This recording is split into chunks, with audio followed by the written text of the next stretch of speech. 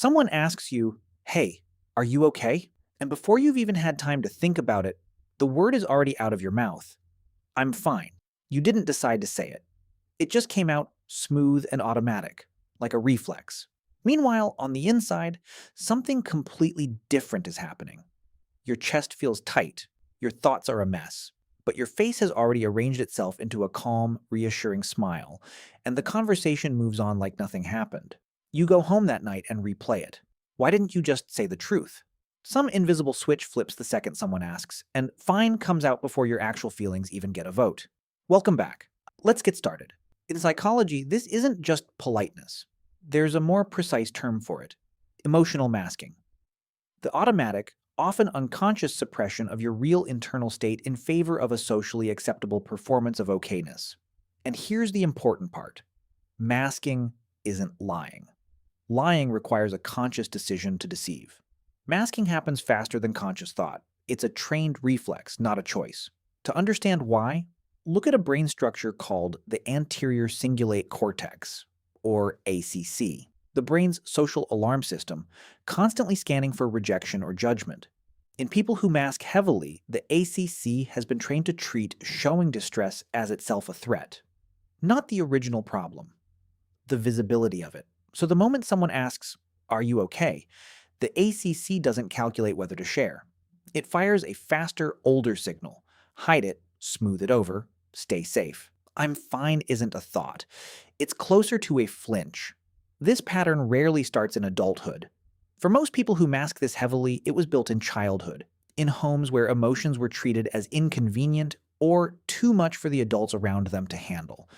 Did you grow up somewhere your sadness had to be managed carefully because showing it made someone else uncomfortable? Children learn fast.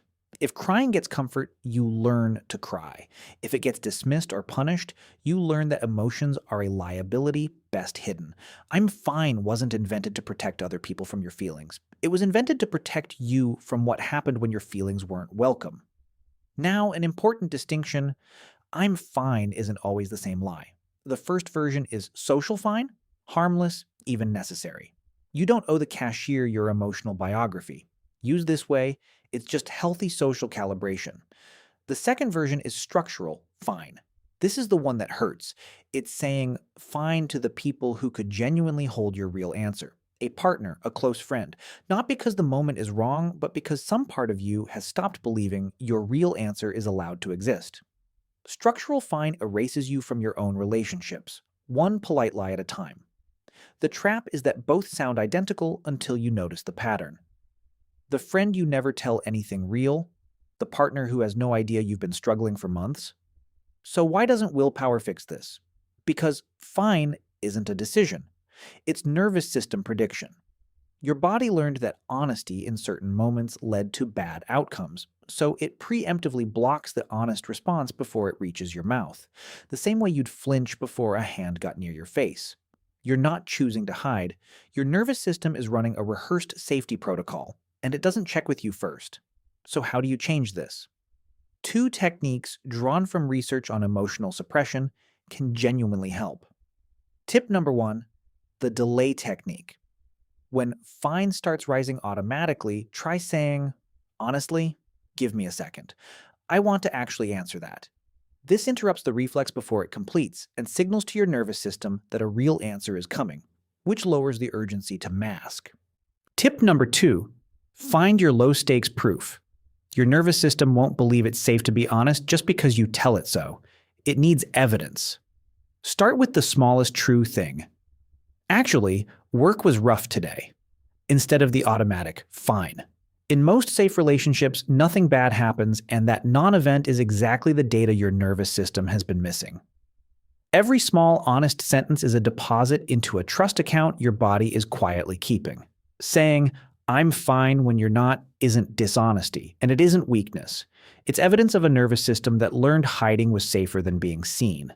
That's not a character flaw. It's a survival skill that outlived the situation it was built for. You didn't choose to learn this lesson. Nobody teaches a child to mask. It's absorbed quietly from an environment that couldn't hold what you were actually feeling. But understanding why you do this takes away its power to make you feel like a fraud.